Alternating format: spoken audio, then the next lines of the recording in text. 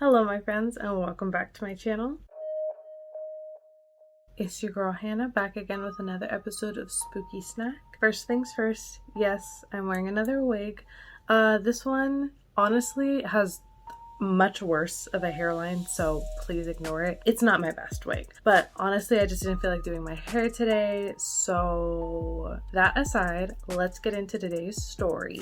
I've noticed a sort of kind of a pattern that I've been doing on my channel, and this has been very unintentional with my spooky snack episodes, where every other episode I do is a Bay Area story and then one is a not Bay Area story, which, like I said, is completely unintentional. I don't mind it, but I was not intending on doing it like that. But this story that I wanted to do is unintentionally continuing on with that same cycle. Now, when you think of haunted Bay Area locations, I'm sure this is of at least the top 3 ones that the average person would probably come up with. And it is none other than Alcatraz. Now, before I get really into the story, I do want to touch on the fact that Alcatraz has a very long and intense history. If you're not familiar with it, Alcatraz is what used to be a federal prison on the coast of San Francisco. It did eventually close down, but the overall history of the island is rather interesting and pretty intense. But because it is so lengthy and intense, I unfortunately am not going to be going into the entire history of Alcatraz, just because obviously I want to focus more on the paranormal aspects of it. However, there are some things that I do feel are important to discuss, and I don't want to glimpse over them, if that makes sense. But like I said, I'm not going to be trying to hit every point of Alcatraz's history. If you do, Alcatraz is a super interesting place, and if you are interested in learning more into the history, I would highly recommend just putting that out there right away. Like I said, I'm not going to be able to get into all of it, but it is definitely interesting, and if it's something you would like to look into, I would highly recommend. In 1775, Spanish explorer Juan Manuel de Ayala named the rugged island La Isla de los Alcatrazes. I think I said that word, I can't get it out of my mouth, or the island of the pelicans, after the amount of pelicans that lived on the island when they arrived. And over time, the name obviously was anglicized into Alcatraz, so that's how I'm going to be calling it from now on, because I really can't say La Isla de los Alcatrazes. I think I'm saying it right. Please don't come for me. I don't speak Spanish. I try wherever I can. Now, 3/4 of a century later, President Millard Fillmore would actually transfer the island to the American military, where it actually became home to the first lighthouse on the West Coast, which I had no idea. I mean, that's kind of cool. Due to its fortress-like structure, Alcatraz would quickly become the most ideal location to house cannons, military ammunition, and dangerous criminals. And together with Ford Point and Lime Point, Alcatraz would help form a triangle of defense, which was designed to protect the entrance of San Francisco Bay. However, the cannons on Alcatraz would never end up firing in battle. As early as 1861, the military would use Alcatraz to house prisoners from the Civil War. And by 1906, San Francisco and the state of California would begin to use Alcatraz as a civilian prison. Now, from 1909 to 1911, the military prisoners there would be used to actually build the new prison on the island. Now, this is because it was being built to be designated for the Pacific Branch, U.S. disciplinary barracks for the U.S. Army. And it is this prison that would later on be famously known as the Rock. However, it didn't become the Alcatraz Federal Penitentiary until it was later acquired by the United States Department of Justice in 1933. Although several well-known criminals did time there, such as Al Capone and George Barnes, aka Machine Gun Kelly. Most of the prisoners incarcerated there were not gangsters, they were actually just regular civilians. Obviously, one of the main reasons that Alcatraz Island was considered to be a great federal prison was because it's completely surrounded by icy cold water. And several prisoners would attempt escape, but many of them did not have any luck. Now, of course, though, there is the notorious escapees who escaped from Alcatraz. Frank Morris, John Anglin, and Clarence Anglin. They managed to escape out of the impenetrable prison, but their bodies were never found and they were never seen again. And it is widely believed that they ended up drowning during their escape. However, there are some theories that they may have actually succeeded in escaping and managed to flee the country. Now, one relationship with Alcatraz that I feel is really important to shine some light on, because I don't know if it was just me and my school, but this was never talked about, but how much significance Alcatraz actually has to the Native American community. Obviously, it's no secret that the entire aspect of America is literally just completely stolen land. As many people have talked about before, a lot of the actual experiences that Indigenous peoples who lived in the Americas experience does not get talked about nearly deeply enough. And like I said, when I was in school, at least, no one really talked about how there was a cultural significance to Alcatraz. This is one of those things that I was kind of talking about, where there's a lot of history here and there's a whole movement that actually took place, and I highly recommend looking into and researching it further on your own if you want to. I will leave some links down below talking about some of the organizations that were involved, or that also talk about spreading awareness for Indigenous people's culture and aiding in the goal of just awareness of the oppression of Indigenous peoples and their culture, and just aiding them in their fight for recognition by the US government. So, like I said, I'm going to leave some links down in the description box below. Please do some research. I need to, for sure, because I'm super uneducated about this whole thing. But yes, please. On November 9th, 1969, oh my goodness, hold on.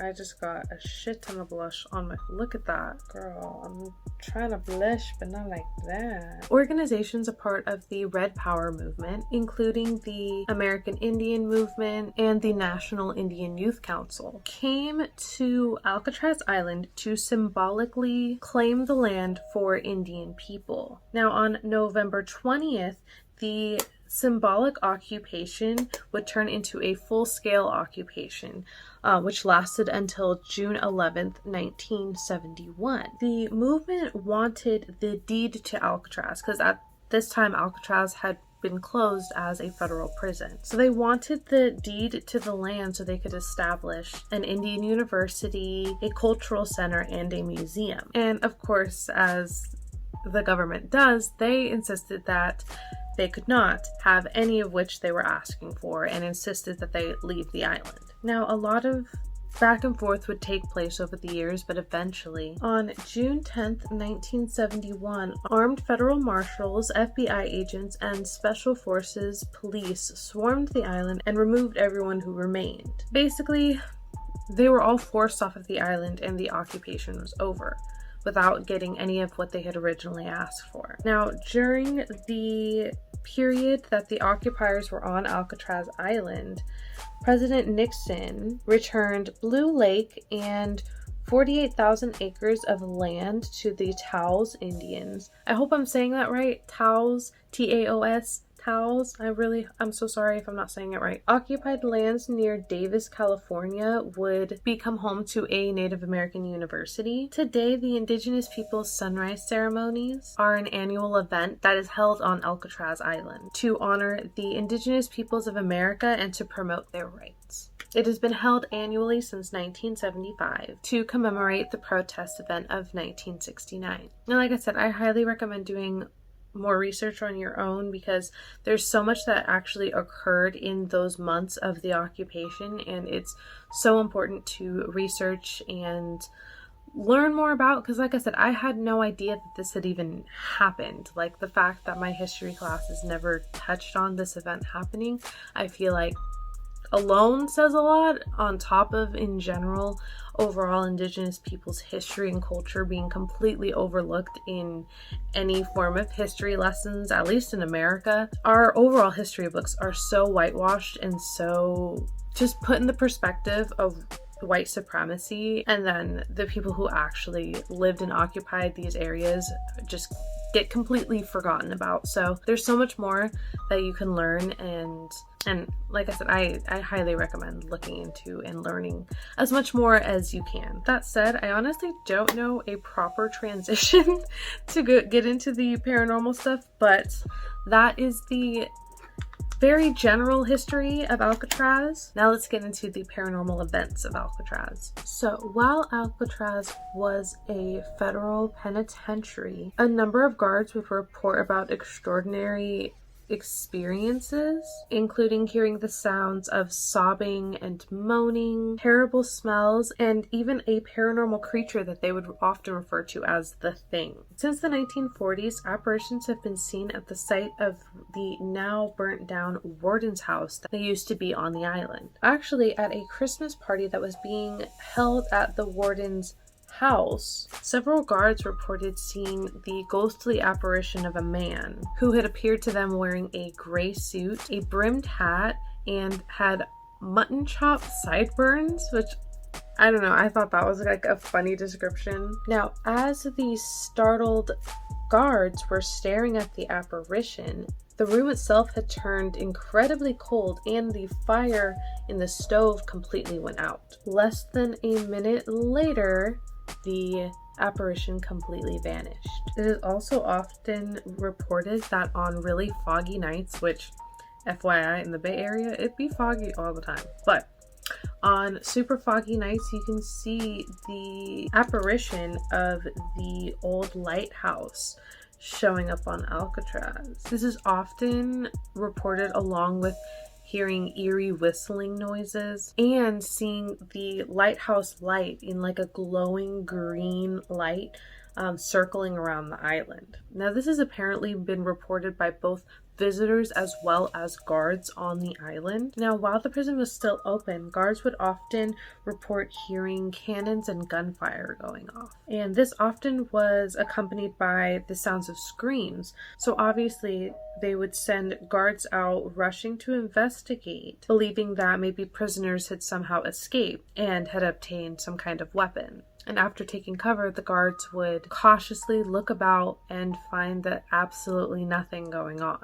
Now, one of the most haunted cells in the prison is reportedly 14D, which was one of the notorious holes where prisoners were put in complete isolation. One inmate in particular, Ruth McCain, was actually sentenced to the hole for 3 years after attempting an escape. And shortly after his release from the hole, McCain stabbed a fellow inmate to death and was acquitted on the ground that cell 14D had done irreplaceable damage to his psyche.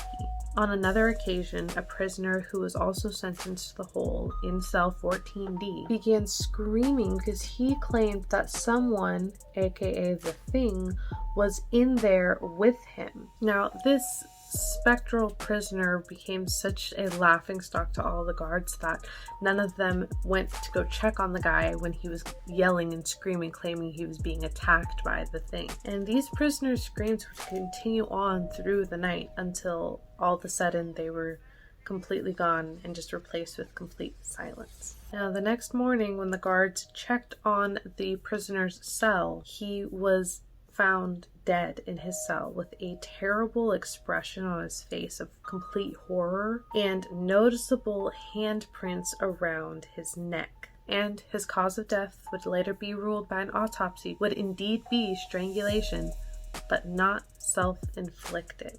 Now, another strange occurrence that happened was back in 1984. Ranger and night watchman Rex Norman was awakened in the middle of the night by the loud clanging noise of the weighted cell door opening and closing throughout the night in cell block C. And of course, the sound would stop whenever he got there, but when he would leave, it would continue going on and on throughout the night. And this odd occurrence would continue to occur for multiple days. So eventually, on September 10th, 1984, Park System brought in a psychic, Sylvia Brown, accompanied by a CBS News team, as well as ex-convict Leon Thompson. Now, upon entering the laundry room, Sylvia immediately felt a presence there. Now, what's interesting is the laundry room is also reported to be a highly active haunted area in the prison. Now, one of the things that Sylvia said she felt was she just felt as though there was impressions of violence that had often occurred there. As she described the man that she saw in the laundry room, he was a tall man with a bald head and small beady eyes, she said. Now, Leon Thompson was completely astounded because he said, and I quote,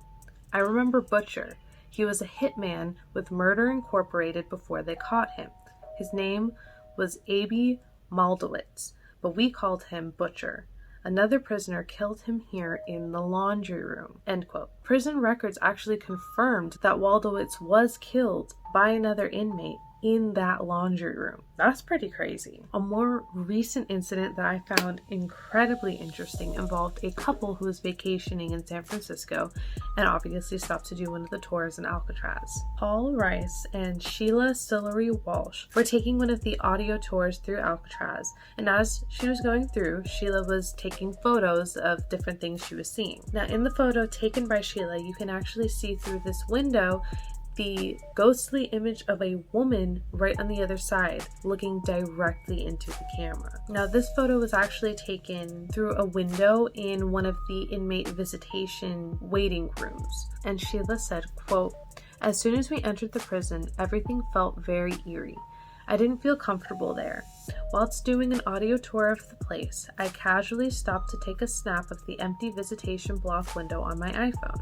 When I glanced at the photo on my mobile, I saw this dark female figure in the picture. I looked at the window again and there was no one in the room. I knew straight away that the woman in the photo was a ghost and showed the snap to Paul." End quote. I would also like to point out, I don't know why I said mobile. She said, it wrote mobile as in like your mobile phone, like your cell phone. Why I said mobile, I don't know. So, moving on. Now, Paul said he actually has never really believed in ghosts, but when he saw this photo, he admitted that the photo had definitely shaken his confidence on that. Now, the couple tried reaching out to the people who run Alcatraz to get an idea of who this woman could be, but no one has any idea. Alcatraz never actually had any female prisoners in their prison. And since she was in the visitation area on the other side of the window, the only theory that people could come up with was that maybe she was the mourning lover of one of the prisoners who had been incarcerated there at the prison. Now, another interesting case of a ghost caught on camera at Alcatraz comes from a woman named Christine Castillo. Now, her daughter, as well as her daughter's friend, were once again on a tour at Alcatraz. Now, this was back in July of 2012. While they were on the tour, they stopped at this truck. Now, I haven't personally been on the Alcatraz tour. I do really want to because it does sound really interesting and I've always wanted to since I was a kid. But from what I can piece together off of doing a little bit of research, a truck was referenced in an article discussing the Alcatraz tour, but they didn't show a photo of it in the article for me to compare to if it's the same one that Christine took a photo of. But a Hollywood studio bought the truck and brought it to Alcatraz back in 1993 as a prop for the movie Murder in the First. Regardless of the origin of this truck, there is a truck there on Alcatraz. Now, like I said, Christine, her daughter, and her daughter's friend were doing one of the tours when they came across this truck. Now, Christine is a fan of old classic trucks, so she was waiting in line to take a photo with the truck, or just take a photo of the truck. And it was actually Christine's daughter's friend whose photo captured what looks to be a woman sitting in the front seat of this truck. And this was super surprising to them because, as Christine claims, there was nobody in the truck when they took that photo. Now, she claims that she was off to the left of the truck, waiting for her turn to take a photo, and there was a mother and daughter directly to the left of the truck, and her daughter had gone ahead to wait in line to take the photo. Now, her daughter's friend took the photo first. And I'm back. Okay, I don't know what happened to literally like the last few minutes of this video, like the finishing up this part of the story and everything, but I'm just gonna go ahead and finish it off for you guys because for some reason I'm just missing the very last bit and the outro.